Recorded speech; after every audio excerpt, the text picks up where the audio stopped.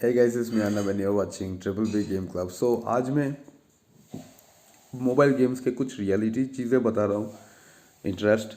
तो आज मैं एक चीज़ बताना चाहता हूँ कि जब इंडिया चाइना कॉन्फ्लिक्ट होने से पहले बहुत सारे गेम्स हुआ करता था, जैसे कि पबजी था, एरेना ऑफ वेलर था और टेंसेंट के बहुत सारे गेम्स थे। तो कभी कभार इस चीज़ में सब लोगों के ज़्यादा इंटरेस्ट बढ़ गए थे। तो मैं पर्सनली टेंसेंट का बहुत ज़्यादा इंटरेस्ट था। मैं टेंसेंट का अभी भी बिग फ़ैन हूँ, बिकॉज टेंसेंट जो गेम्स बनाता है वो क्वालिटी गेम्स बनाता है। तो मैं आज इस वीडियो में सिर्फ अपना ओपिनियन बताऊंगा और इन फ्यूचर में क्या होने वाला है तो वो वक्त ही पता चलेगा। तो बेसिकली बात बताओ, मोबाइल गेम्स में इस ज़माने का एक नया रेवोल्यूशनरी है मोबाइल स्पोर्ट्स का। और बहुत सारे कंपनीज मतलब फाइट करने के लिए नए नए कंपनीज आ रहे हैं, नए नए चैलेंजेस फेस कर रहा है कंपनीज। और अगर सबसे ज़्यादा पॉपुलर कंपनीज मोबाइल गेम्स के बारे में बताओ तो फर्स्ट ऑफ ऑल टेंसेंट है, इसके बाद एक्टिविजन है, इसके बाद और बहुत सारे कंपनीज है, सुपर सेल कंपनी भी है, गरीना भी है और बहुत सारे कंपनीज है जो मोबाइल गेम्स प्रोवाइड करते हैं। मोबा गेम है, बैटल रॉयल है, इसके बाद P versus P fighting game है। तो इसमें रियलिटी ये है कि सारे गेम्स जो है टेंसेंट के साथ पार्टनरशिप की गई है, ऐसे स्टेक के हिसाब से है। कुछ गेम्स तो टेंसेंट ने बनाया भी है, कुछ गेम्स गरीना ने स्टेक लिया है। तो कभी कभार पार्टनरशिप के हिसाब से ऐसे मतलब अगर आप इंट्रो देखते हो तो इस पर टैग लगाया जाता है। तो इस पर टेंसेंट गेम्स और टीमी स्टूडियोज लगा हुआ है। तो इंडिया पे एक चीज़ बात कहूँगा कि इंडिया पे ऐसा नहीं कि इंडिया पे गेमिंग का स्टूडियो है नहीं, बल्कि गेमिंग का स्टूडियो है।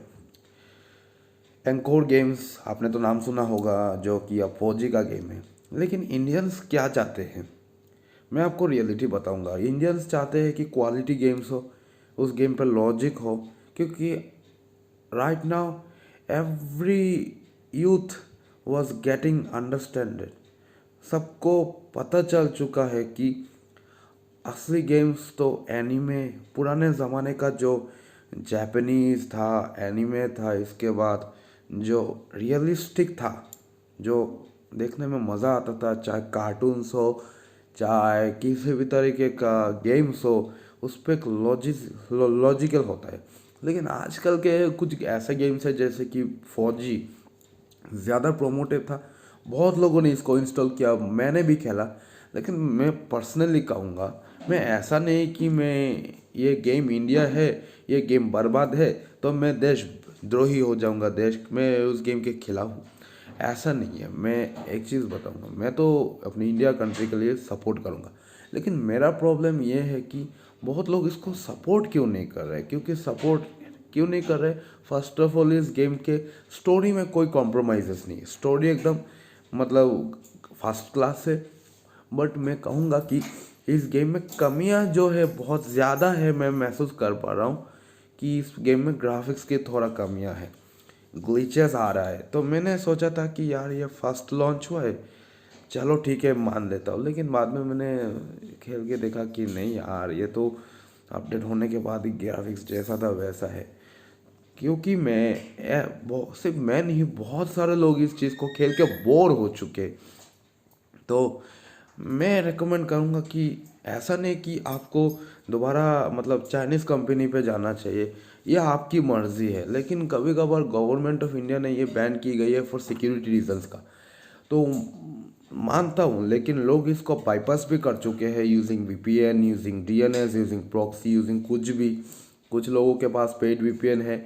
अब मतलब इस गेम इतना प्यार करते हैं, मतलब ऐसे कल्चर अगर इंडिया पे आएंगे तो बिजनेस तो बढ़ेगा, साथ में सिर्फ बिजनेस नहीं, क्रिएटर्स के लिए बड़ा अपॉर्चुनिटी होगा।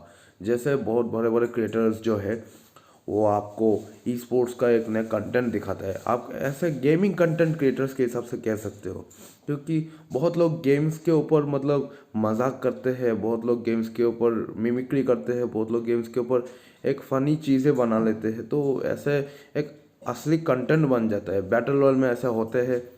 अब GTA वगैरह में ओपन वर्ल्ड गेम्स के बारे में बात करो, इसमें भी है, इसमें बहुत बड़ा अपॉर्चुनिटी है। अगर आप GTA 5 में खेलते हो, लाइव स्ट्रीम करते हो, तो इसमें बहुत ज़्यादा अपॉर्चुनिटीज़ है। तो मेरा मान ये है कि अगर ग्राफिक्स के बारे में बात बताओ तो मोबाइल गेमिंग में थोड़ा मतलब ढीला लग रहा है मेरे हिसाब से इंडियन गेमिंग के, क्योंकि as compare to other company की गेम्स अगर हम देखते हैं, अमेरिका के एक्टिविशन देखता हूँ तो बाकी कंपनीज भी एक चैलेंजिंग फैक्टर बन चुके हैं।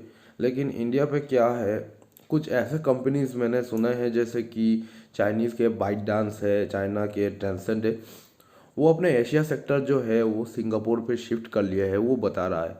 तो उसी वजह से कुछ ऐसे गेम्स हैं इन 2022, अभी कह रहा हूँ इन 2022 अभी भी टीवी स्टूडियो शो कर रहा है। तो मैं कभी शॉक्ड हूँ कि ये सच में रिटर्न हुआ है। मैं अरीना ऑफ वेलोर के ऊपर एक वीडियो बनाऊंगा, तो उसमें मैं चीज़ें शेयर करूंगा कि ये ऑनलाइन पे विदाउट वीपीएन चल रहा है, तो क्या सच में अनबैन कर दिया गया है या नहीं, वो तो वक्त ही पता चलेगा। तो इसके ऊपर मैं कुछ वीडियोस में सर्च करके मैं उसका रीज़न ढूंढ रहा हूँ कि ये अनबैन हो गया है या नहीं। मैं तो विदाउट वीपीएन से धूमधाम खेल रहा हूँ, तो मुझे कोई प्रॉब्लम नहीं हो रहा है। तो गेम्स के रियलिटी ये है कि ग्राफिक्स में और स्टोरी में अगर दम होना चाहिए तब जाके अच्छा है। तो एंकोर गेम्स का जो 4G है उसका 2 गेम्स आने वाला है। एक दूसरे वाला गेम्स मैंने देखा है, इसमें मल्टीप्लेयर वाला वर्जन होंगे। तो अगर आप स्ट्रेटजीज बनाते हो तो उस स्ट्रेटजीज के हिसाब से चलना पड़ेगा, क्योंकि 4G गेम जो इंडिया पे 15 अगस्त पे रिलीज़ हो गया था, तो रिलीज़ होने के बाद मैंने खेला, लेकिन क्योंकि वीडियो में दिखाया गया, गेम में अलग चीज़ें दिखाया गया। वीडियो में दिखाया गया कि इस पर बैटल रॉयल शायद हो सकते हैं, उसमें गन से, ग्रेनेड से, लेकिन अगर मैं खेलने के बाद पता चला कि डंडे वगैरह है, हाथ से मारपीट करके मतलब खेल रहे हैं। मतलब ये चीज़ें देख के कभी कभार बोर हो चुका हूँ। तो और ऐसे तरीके के मैंने आर्टिकल्स पढ़े जैसे बताया गया कि ये गेम वायलेंट है, ये गेम ये है, तो मैं कहूँगा कि 4G गेम में वायलेंट है। तो कुछ ऐसे गेम्स है वायलेंट है, इस चीज़ को आप रोक नहीं सकते। आप कहोगे कि ये हमारा देश के लिए खतरा है, हम रोक देंगे, लेकिन आई थिंक मेरे हिसाब से राइट टू, किसी को वायलेंट गेम्स अच्छा लगता है, किसी को ऐसे गेम्स अच्छा लगता है, I think they are violating the right to freedom of expression. I think ये एक मेजर कंसर्न है पूरे इंडियंस के लिए। तो मैं कहूँगा कि आपकी मर्ज़ी है, अगर आप चाहे चाइना गेम खेलना चाहते हो, आप चाहे किसी भी कंट्री का गेम खेलना चाहते हो वीपीएन के साथ, तो I think for your privacy and security या आपके हाथ में होना चाहिए। अगर आप प्राइवेसी सिक्योरिटी को मतलब इंपॉर्टेंस ना देके आप गेम पे फोकस करते हो तो ये आपकी मर्ज़ी है। अगर आप चाहे प्राइवेसी पे कंसर्न देना चाहते हो तो ये आपकी मर्ज़ी है, depend upon each and every person. तो मैं एक ही चीज़ कहूँगा कि मैं जो गवर्नमेंट ऑफ इंडिया लिया है तो सही है, लेकिन कुछ लोग इस चीज़ को इग्नोर भी कर रहे हैं, कुछ इस चीज़ को वायलेट भी कर रहे हैं। जैसा कि पबजी बहुत ज़्यादा क्रेज़ हो चुके हैं इंडियन मार्केट में, बहुत ज़्यादा मतलब एक हाइप बन चुके हैं। अभी भी इस 2021-22 इस चीज़ पे ई स्पोर्ट होता है, जैसे कि BGMI के बारे में बताया गया था। तो अगर इस चीज़ के बारे में बात करूँ, पबजी बैन होने के बाद बहुत लोग ने उसको विरोध किया कि ये पबजी को लाओ, टेंसेंट को हटाओ, ऐसा चीज़ करो। तो मैं पर्सनली पबजी को मैं सपोर्ट करता था, मेरे अंदर में ऐसा दुख था कि पबजी वापस आ जाए। तो फाइनली आ चुका है इंडिया पे बैटल ग्राउंड्स मोबाइल इंडिया। लेकिन इसमें सबसे ज़्यादा मुझे डिसअपॉइंटेड लगा ये है कि गेम्स को रिब्रांड तो किया है, लेकिन ग्लोबल प्लेयर्स के साथ compete करना ये शायद मुझे कमियां महसूस हुआ। पर अभी पब BGMI में लगता है कि ग्लोबल प्लेयर्स के साथ compete कर सकता हूँ, थोड़ा अपॉर्चुनिटीज़ है। तो और एक चीज़ ये है कि मतलब मैं ये भी देखा है कि पबजी ग्लोबल इस पे भी मतलब लो इसमें गॉड लाइक गेमिंग ने भी शामिल हुए हैं पबजी मोबाइल ग्लोबल गेम्स पे। तो आई थिंक कहूँगा कि ये शायद एक बड़ा डील है, तो मैं इस चीज़ पे मैं एग्री करता हूँ। तो मेरा मान्यता है कि ऐसे गेम्स लाओ जो ग्लोबली प्लेयर्स के साथ एक्सेसिबल हो, ग्लोबली प्लेयर्स के साथ कनेक्टेड हो, not for privacy concern. Just privacy concern के लिए अगर आप मतलब ग्लोबली कनेक्ट करते हो तो दिस इज़ रॉन्ग थिंग। अगर आप प्राइवेसी कंसर्न को ना देख के अगर आप गेमिंग पे फोकस करते हो तो I think this would be the better suggestion. Because कभी कभार ऐसे गेम्स होते हैं जो आपको लॉगिन करने के लिए आपको एक अकाउंट क्रिएट करना पड़ता है, गूगल के साथ कनेक्ट करना पड़ता है, फेसबुक के साथ, टिकटॉक, VK, इसके बाद और बहुत सारे सोशल मीडियाज़ है उसके साथ भी कनेक्ट करना पड़ता है। तो ऐसा ठीक है, लेकिन एक ही चीज़ कहूँगा कि ऐसा गेम मत लाओ जो प्राइवेसी के लिए खतरा हो सके, जो बैन की गई है। लेकिन मैं पर्सनली कंटेंट के ऊपर ज़्यादा फोकस करता हूँ, क्योंकि कंटेंट अच्छा है तो मैं खेलूँगा।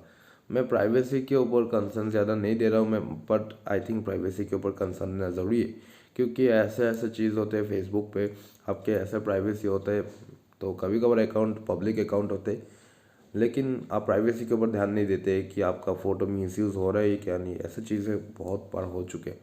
तो ऐसे चाइना गवर्नमेंट का ये कहना है। तो मैं आपको एक चीज़ कहूँगा कि चाइनीज़ कंपनी को का जो बिजनेस स्ट्रेटजीज है वो तो अपने हिसाब से नहीं चल पाते हैं, क्योंकि the pressure of the China government. तो उसी हिसाब से ऐसे चीज़ें बहुत कुछ प्रॉब्लम होता है, मतलब बिजनेस को रन करने में।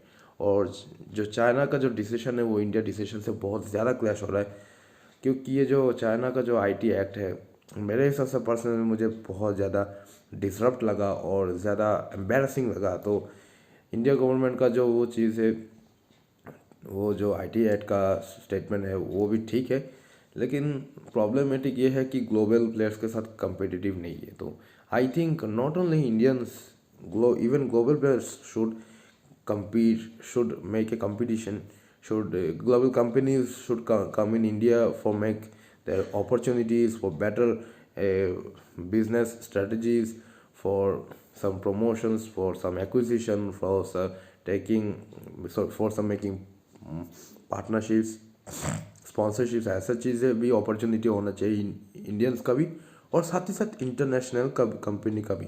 तो मेरा पर्सनली ओपिनियन है कि दोनों के लिए भी एक्सेसिबल होना चाहिए, चाहे इंडिया का हो चाहे इंडिया इंटरनेशनल हो। इंडियंस भी इंटरनेशनल पे एक्सेस कर पाए, उस चीज़ को भी फोकस होना चाहिए। सिर्फ इंडियंस नहीं, इंटरनेशनली का भी एक्सेस, इंटरनेशनली का भी फोकस होना चाहिए कि इंडियंस पे कैसे एक्सेस करें for giving such a better quality good experience. तो कभी कभार मैं मानता हूँ कि international company, Chinese company, US company, ऐसा कंपनी से डिपेंडेंट हो चुके हैं। But I think the right way is Indian company के साथ भी थोड़ा डिपेंडेंट होना पड़ेगा, ताकि इंडिया का ग्रोथ हो एज ए बिजनेस स्ट्रेटजीज के हिसाब से। बिकॉज इंडिया पे अभी बिजनेस का बहुत ज़्यादा अपॉर्चुनिटीज़ है, आईटी सेक्टर का बहुत ज़्यादा अपॉर्चुनिटीज़ है, फॉर एज ए गेमिंग के हिसाब से, फॉर एज ए स्ट्रेटजीज के हिसाब से। तो अगर कभी तो ये चीज़ बहुत ज़्यादा मैं मान्यता देता हूँ। मेरा और एक ओपिनियन है कि अगर आप किसी गेम को रिब्रांड करके इंडिया में लाते हो, तो इंटरनेशनल कंपनीज में जो चीज़ें availability same to same copy cat होना चाहिए, और कुछ चेंजेस होना चाहिए, जैसे कि उसका सिक्योरिटी पैचेस, उसका प्राइवेसी कंसर्न, वो चीज़ें थोड़ा डिफरेंट होना चाहिए। क्योंकि ऐसे ऐसे गेम मैंने देखा है, जैसे कि एरिना ऑफ वेलोर का इंडियन वर्जन आया है क्लैश ऑफ टाइटन्स, इसमें कुछ चीज़ें बहुत मिसिंग मैं महसूस कर पा रहा हूँ।